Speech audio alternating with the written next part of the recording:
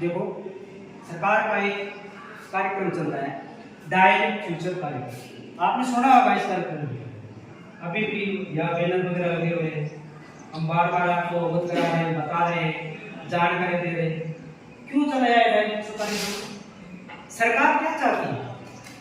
सरकार चाहती है कि कोई भी विद्यार्थी गाइडेंस के अभाव में जो उसका पसंदीदा विषय, पसंदीदा क्षेत्र है, उसमें जाने से न रहे, वंचित न रहे।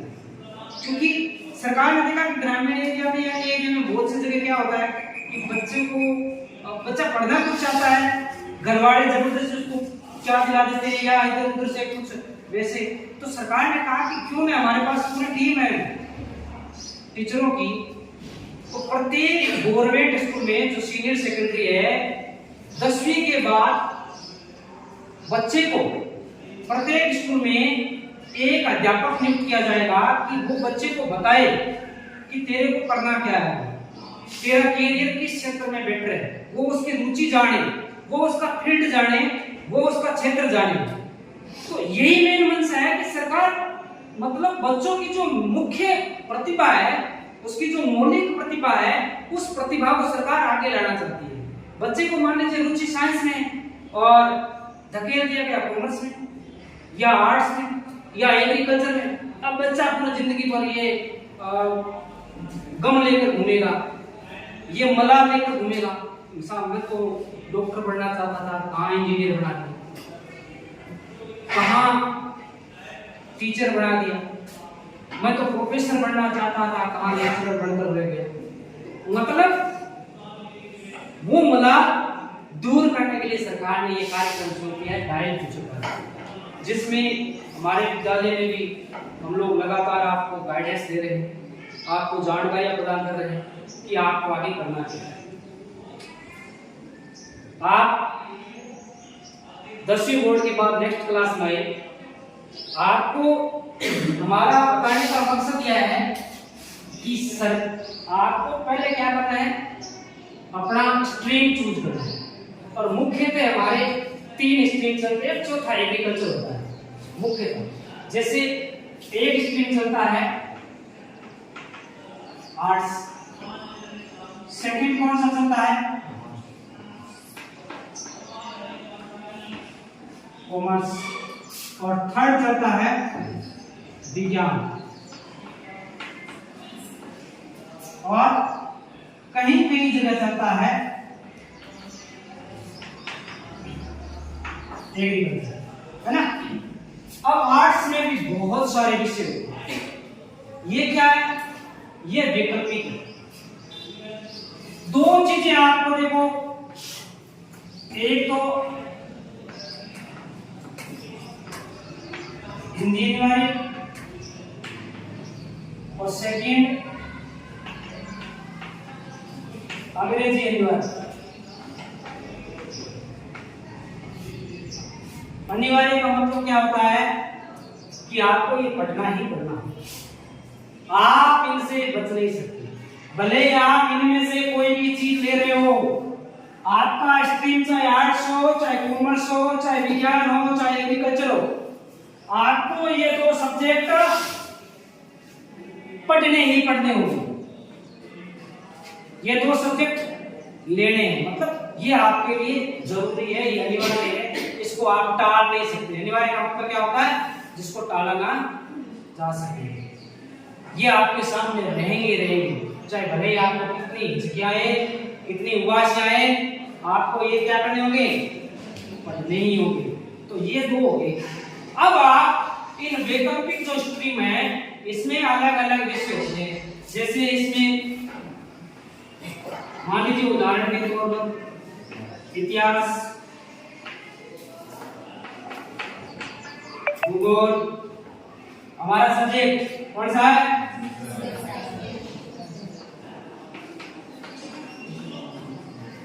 संस्कृत साहित्य,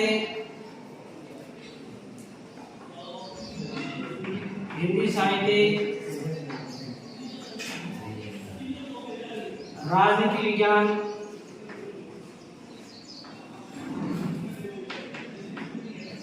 ये उदाहरण के तौर पर पता है, इनमें भी बहुत सारे सब्जेक्ट होते हैं, अर्थशास्त्र बहुत से होते हैं, साइकोलॉजी, मतलब इसमें बहुत से विषय होंगे स्ट्रीम के अंदर। इनमें से कोई 3, 1 2 3 आपके पास विकल्प रहेगा कि मान लीजिए एक स्कूल है उसमें 3 ही विषय है, तो अलग बात है, वो तो आपको लेने पड़ेंगे। मतलब कोई 3 सब्जेक्ट लेने होंगे। कई बहुत सारी बड़ी बड़ी स्कूल होते हैं जिनमें आर्ट स्ट्रीम के सब सब्जेक्ट होते हैं, तो वहां आपके पास ऑप्शन होता है, आपके पास चयन करने का मौका होता है कि आप चयन कर सकते हैं कि मुझे कौन सा विषय लेना है। अब बात करें भाई आर्ट्स का क्या फायदा है। आर्ट्स वाला देखो सबसे बड़ी बात है कि कंपटीशन एग्जाम में आर्ट्स वाला आगे होता है। मेरा अनुभव है जिसमें आर्ट्स में इतिहास, भूगोल और जिसके राजनीति विज्ञान होता है उसका 1 नंबर का जीके होता है। मेरे नहीं थी, मेरे को इस चीज का मलाल नहीं कि अगर मेरे पास ये होते तो मैं हो सकता है एक्स्ट्रा करता। ठीक है, मैंने इस सब्जेक्ट के साथ, और एक सब्जेक्ट होता है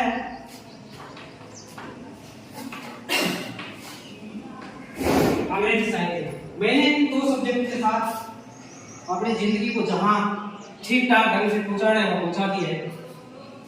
क्योंकि अब सर ये क्या बात कर रही है कोई नहीं, तो हमारी जो शिक्षा हुई है वो संस्कृत विभाग में हुई है, और संस्कृत विभाग में आप जाओगे तो वहां आपके संस्कृत में एक अनिवार्य सब्जेक्ट होता है। मान लीजिए संस्कृत में भी अनिवार्य आ गया संस्कृत विभाग में, संस्कृत विभाग में वैकल्पिक में भी अनिवार्य है संस्कृत विभाग में। जहां आप संस्कृत विभाग में तो पढ़ोगे, संस्कृत साहित्य भी होता है, और एक होता है संस्कृत विभाग में संस्कृत व्याकरण। इनमें से 2 कोई चूज कर लो, एक चूज कर लो, और एक ये रखना है, ठीक है ना। साहित्य वाला व्याकरण नहीं ले सकता, व्याकरण वाला साहित्य नहीं ले सकता। ये किस विभाग की बात कर रहा हूँ, जिस विभाग में मैं पढ़ कर आया हूँ। हाँ, हिंदी साहित्य भी होता है, अंग्रेजी साहित्य भी होता है, राजनीति विज्ञान, भूगोल, इतिहास कोई भी हो सकता है, पर ये एक अनिवार्य सब्जेक्ट है। इनमें से कोई एक सब्जेक्ट आपको रखना ही रखना पड़ेगा, तीसरा सब्जेक्ट आप इनमें से कोई चूज कर सकते हो। मेरी शिक्षा हुई है अंग्रेजी साहित्य, संस्कृत साहित्य के साथ साथ मेरी संस्कृत व्याकरण में हुई है, संस्कृत व्याकरण संस्कृत भाग में, और अंग्रेजी साहित्य के साथ मेरी कॉलेज शिक्षा हुई है, स्कूल शिक्षा हुई है। अब ये तो इस संस्कृत विभाग की बात है। इस विभाग का जो आर्ट्स फैकल्टी लेता है वो क्या कर सकता है, उसके कंपटीशन एग्जाम में अन्य उससे आगे होते हैं, अन्य स्ट्रीम वालों से। हकीकत में जीके का जो भाग आता है ना, जीके वाला जनरल नॉलेज वाला, उसमें वो आगे होता है कौन सा, आर्ट्स वाला।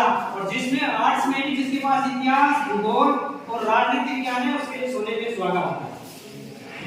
हकीकत में ईमानदारी से कह रहा हूँ कि जिस विद्यार्थी के पास ये 3 होते हैं वो हकीकत में ही करने से आगे होता है। वो अगर ढंग का पढ़ने वाला बच्चा है तो यूपीएससी, जिसको बहुत सारे विभाग है, मान लीजिए आप आईपीएस, आईएएस, आईआरएस, उस क्षेत्र में आप जा सकते हो। ये 3 सब्जेक्ट आप बहुत लगभग हैं, ठीक है। तो आर्ट्स वाला लगभग कंपटीशन एग्जाम जीके के भाग में बहुत मजबूत रहता है, और जो सिविल की नौकरियां हैं वो लगभग ये प्राप्त होती है। जैसे टीचर है, पटवारी है, ग्रामसेवक है, तहसीलदार है, एसडीएम है, और भी बहुत सारे पुलिस जो बेल्ट की नौकरी है वो भी है, आर्मी है, कई भी हुआ जिसमें सेट हो सकते। दूसरा होता है कॉमर्स। कॉमर्स का मतलब व्यापार। कॉमर्स का मतलब क्या होता है, व्यापार, वाणिज्य। कॉमर्स का क्या होता है, वाणिज्य का मतलब बात बिकती है, इसमें वाणी ही बिकती है, वाणी ही जीतती है। इसमें आप ढंग की बातें बन जाती है ना, तो आप कब शेयर जी की कॉपी रख दोगे कोई पता नहीं। शेयर जी 80 की है, 100 की है, 60 की, 50 की, 30 की, जो भी आप पैसा क्या तेज गति से बोलते गए, शेयर जी आ गए चक्रों में, 80 वाले 30 में, 30 वाले 50 में। कहीं देखो फायदा भी हो सकता है, नुकसान भी हो सकता है, बोलने का। तो यहाँ वाणिज्य का मतलब क्या होता है, व्यापार। व्यापार की दृष्टि से ये सब्जेक्ट जबरदस्त है। इसमें आपके 12वीं के बाद बीकॉम कर सकते हैं, आप एमबीए कर सकते हैं, एक कॉमर्स में एलएलबी होती है वो कर सकते हो, सीए कर सकते हैं, सीपीटी कर सकते हैं। देखो भाई 12वीं के बाद बात करें क्या है इसमें बीकॉम, यहाँ क्या होती है आर्ट्स में, ये मुख्यतः बात करें, मोटा मोटी बात करें। यहाँ देखो प्रोफेशनल कोर्स है CA, chartered accountant, CPT, CS, CS का मतलब है कंपनी सेक्रेटरी, और एमबीए, बीबीए, ये क्या है किसी कंपनी में मैनेजर के लिए जरूरी है। एक इसमें एलएलबी भी हो सकती है, एलएलबी दोनों भी हो सकते हैं, इसमें भी एलएलबी होती है, इसमें कॉमर्स की जो व्यापार से संबंधित वकालत का ज्ञान होता है वो इसमें कॉमर्स से एलएलबी होती है। ठीक है, व्यापार के संबंधित जैसे जीएसटी का पता हो, आपको कानूनी सलाहकार की जरूरत है, तो इस क्षेत्र का जो एलएलबी किया होती है वो आपको इस क्षेत्र वाले से ढंग की राय देगा। ध्यान में रखिए एलएलबी यहाँ आर्ट्स वाली नहीं होगी। तो ये मुख्यतः किस क्षेत्र से जुड़ा होता है, व्यापार। और जो विज्ञान है ना, विज्ञान ये मुख्यतः दो क्षेत्र से जुड़ा हुआ है, एक होता है रक्षा, एक होता है स्वास्थ्य। मुख्यतः बात कर रहा हूं, बाकी देखो हर क्षेत्र में जा सकते हो, तीनों सब्जेक्ट लेकर मोटा मोटी बात करें तो रक्षा और स्वास्थ्य के क्षेत्र में ये सब्जेक्ट आपको सबसे ज्यादा रोजगार दे सकते हैं। देखो रक्षा मतलब इस विज्ञान वर्ग में दो भाग होते हैं, एक होता है पीसीएम, फिजिक्स, केमिस्ट्री और मैथ,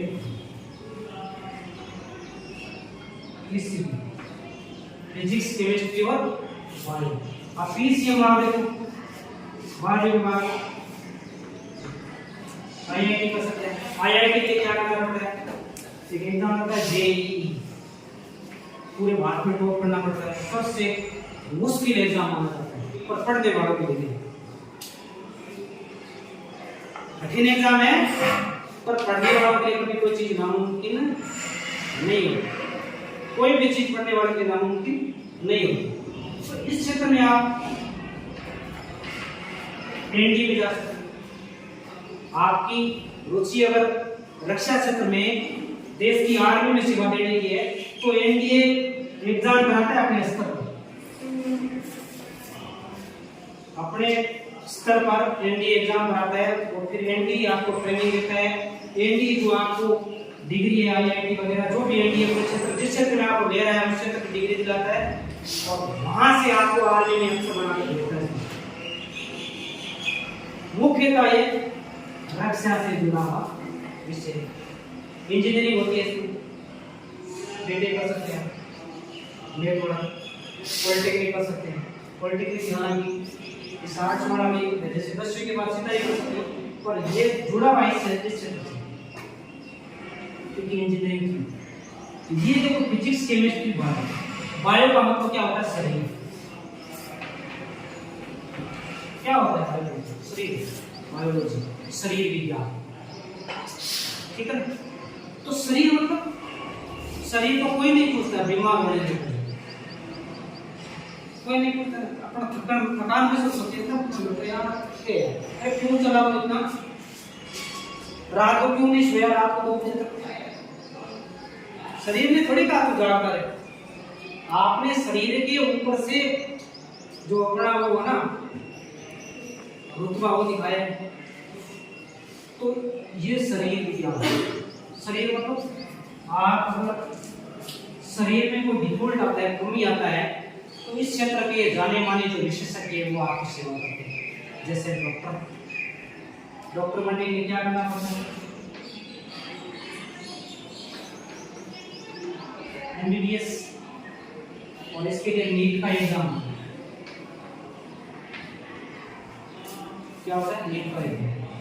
एमबीबीएस करके इसमें बहुत सारे डॉक्टरी लाइन है, जैसे आप दांतों के डॉक्टर बन सकते हो, आप हड्डी के डॉक्टर बन सकते हो, आप कैंसर के डॉक्टर बन सकते हो, आप मस्तिष्क के डॉक्टर बन सकते हो, आप जहर निकालने वाले डॉक्टर बन सकते हो। बहुत सारे आप नर्स बन सकते हो। छोटी नर्सिंग होता है ना, छोटा मोटा लड़के के खास तौर से जीएनएम एएनएम लड़के करते हैं। तो आप इस क्षेत्र में भी ये साइंस जो बायो वाला है वो मजबूत है। नर्सिंग हालांकि आर्ट्स वाला भी कर सकता है, और बायो वाला है, बायो वाला थोड़ा सा ध्यान तो उससे बढ़िया है, क्योंकि वो बायो चीजें प्रैक्टिकली कुछ जान के आ गए। तो यहाँ वाला जो क्षेत्र है वो लगभग आपको डॉक्टरी लाइन दिखा है लगभग। बाकी ये नहीं कह रहा हूँ कि यहाँ देखो बीएससी होती है, बीएससी के बाद बीकॉम के बाद और बीए के बाद आप बीएड करके तीनों ही क्षेत्र में टीचर बन सकते हैं। या बीकॉम के बाद एमकॉम होती है, फर्स्ट ग्रेड बन सकते हो। यहाँ बीए के बाद एमए होती है, एमए करके फर्स्ट ग्रेड बन सकते हो। यहाँ एमएससी होती है, एमए लेवल की, यहाँ भी आप फर्स्ट ग्रेड बन सकते हो। एमएससी कौन कौन से सब्जेक्ट में होगी? फिजिक्स में हो सकती है, केमिस्ट्री में हो सकती है, मैथ में हो सकती है, बायो में हो सकती है।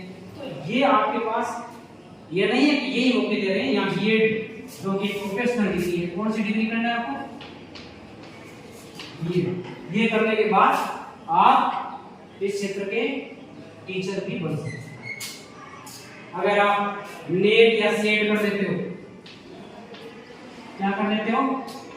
नेट या सेट, तो आप नेट और सेट के माध्यम से और आपके पास एमए एमकॉम या बीकॉम हो तो आप कॉलेज असिस्टेंट प्रोफेसर का एग्जाम दे सकते। कौन सा?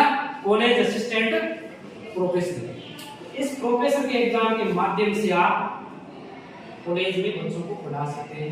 अब देखो संस्कृत विभाग की बात करो, भाई मैं संस्कृत का हूं तो थोड़ी जानकारी संस्कृत की एक्स्ट्रा है। संस्कृत विभाग में नेट भी दो प्रकार की चलती है, एक तो चलती है कोड 25 और एक चलती है 75। अब 25 वाला है ना, 25 वाला सिर्फ सामान्य विभाग की, सामान्य विभाग मतलब जनरल विभाग है ना, जो जैसे भी नाथद्वारा कॉलेज है। एक विभाग चलता है संस्कृत विभाग। संस्कृत विभाग के लिए ये नेट जरूरी है। संस्कृत विभाग के लिए कौन सी नेट जरूरी है? 75 वाला। बड़े बड़ा सपना होता है 75 वाले नेट। थोड़ा सा इसमें हार्ड भी आता है पढ़ने इस 25 वाले के मुकाबले, और आप संस्कृत विभाग में प्रॉपर जाकर के सेवा दे सकते हैं नेट बोर्ड के चित्र के माध्यम से। ये है तो जनरल में संस्कृत की जहां पोस्ट है प्रोफेसर की, उसके लिए आपके पास सिर्फ कोड 25 की नेट होनी चाहिए और आपके पास एमए होना चाहिए। और किस विभाग सब्जेक्ट में? संस्कृत में। तो आप संस्कृत के प्रोफेसर बन सकते हैं। आपके पास अगर एमकॉम की डिग्री है तो आप मान लीजिए एमकॉम में भी अलग अलग विषय पढ़ेंगे। एमकॉम भी अलग अलग होता है, बिजनेस में होता है, स्टैटिस्टिक्स में होता है, अलग अलग प्रकार की चीजें होती है इसमें। तो उस क्षेत्र के आप प्रोफेसर बन सकते हैं। तो ये मोटा मोटी है कि आपका स्ट्रीम ये एग्रीकल्चर है, एग्रीकल्चर से बात करते हैं। ये क्या एग्री का मतलब क्या होता है? ये कौन सा है? कृषि विज्ञान। कौन सा विज्ञान है? कृषि विज्ञान। अब खेती से संबंधित जो बातें हैं तो इस सब्जेक्ट के माध्यम से आप जान सकते हो। एग्रीकल्चर वाले के पास बहुत सारे मौके होते हैं। यहाँ देखो एग्रीकल्चर 12वीं की, उसके बाद आप जेड कर सकते हो। जेड में क्या होता है कि आपको बढ़िया जगह आपको बीएससी होती है, एग्रीकल्चर बीएससी, ठीक है ना। और फिर आपको बड़ी कंपनियां जो दवाई की, कृषि से संबंधित जो उत्पाद बिकते हैं, उन कंपनियों में आप सेट हो सकते हो और किसानों को जागरूक कर सकते हो। ये बहुत बड़ा फील्ड है आज के टाइम में। भारत जैसे देश में ये भी एक अच्छी जॉब है। आपने जेड कर दी, उसके बाद आपने एग्रीकल्चर में, और आप किसी कंपनी में लग गए तो 50,000 करोड़ के लिए पक्के हैं आप। क्योंकि भारत एक कृषि प्रधान देश है और कृषि प्रधान देश में मार्गदर्शन की सख्त जरूरत है। आज भी हम पुरानी परंपराओं में जी रहे हैं, हल उठा रहे, लकड़ी बांध, मतलब ये अच्छी बात है। अपनी संस्कृति को आगे बढ़ाना बहुत अच्छी बात है, पर अपन नए प्रयोग नहीं कर रहे, अपना रिस्क नहीं ले रहे, अपन बस वही रटाई परंपरा है, वोट लिया जरूर। आपने ये नहीं सोचा कि भाई वोट तो भेजना है, और वोट यहाँ की क्वालिटी का नहीं, दूसरी वाला गुजरात वाला देखो या वो वाला देखो, पर योग करना चाहिए। खेती क्या होता है? जुआ होता है, और जुए में हमेशा प्रयोग किया जाता है। जुए में हमेशा दांव पर लगाया जाता है। तो खेती भी एक जुआ है, और इस जुए में अगर आप दांव नहीं लगाओगे तो आप लोगों से पीछे रहेंगे। हमारे पास इतनी जमीन है, अगर हम ढंग से किसानों को किसान का सुपर पावर बन सकते हैं, मतलब हर जगह धान का कटोरा राजस्थान, अन्न का कटोरा राजस्थान, बाजरे का कटोरा राजस्थान, मक्के का कटोरा राजस्थान, मतलब हर क्षेत्र में राजस्थान एक नंबर में आ सकता है, दालें राजस्थान में ज्यादा हो सकती है। हालांकि हो रही है, ऐसी बात नहीं हो नहीं रही है, परंतु अब भी हमारे किसानों को मार्गदर्शन की सख्त जरूरत है, और सरकार को हमेशा इस क्षेत्र में काम करने की सख्त जरूरत है कि किसानों को जागरूक कैसे किया जाए। क्योंकि आज भी हमारे किसान पुरानी पद्धति से खेती कर रहे हैं, आज भी औजार आ गए, इस बात में औजार नहीं है, फिर भी आज भी मतलब वो जो रटी रटाई परंपरा है उन्हीं का पालन कर रहे हैं। तो किसानों को जागरूक करने के लिए ये एग्रीकल्चर सब्जेक्ट तो बहुत बढ़िया है, और सरकार को ज्यादा से ज्यादा क्षेत्र में इस सब्जेक्ट के लिए प्रोत्साहन देना चाहिए। गवर्नमेंट दे भी रही है, गवर्नमेंट लगातार इस क्षेत्र में काम कर रही है, और ये सब्जेक्ट मैं कहता हूँ हमारे राजस्थान की काया पलट करने वाला सब्जेक्ट है एग्रीकल्चर। वैसे तो सभी अच्छे सब्जेक्ट है, पर किसानी की दृष्टि से बात करें तो एग्रीकल्चर। तो ये मोटा मोटी आपको ज्ञान होता है। इसमें सरकार का डाइट फ्यूचर कार्यक्रम शुरू करने का मकसद ही यही है कि बच्चा जाने कि मैं किस क्षेत्र में जाऊं, मेरे लिए कौन सा क्षेत्र बेहतर है, मैं किस क्षेत्र में जाकर के अपने अपने परिवार का, अपने घर का, अपने गांव का और अपने देश का और राज्य का नाम रोशन करूं।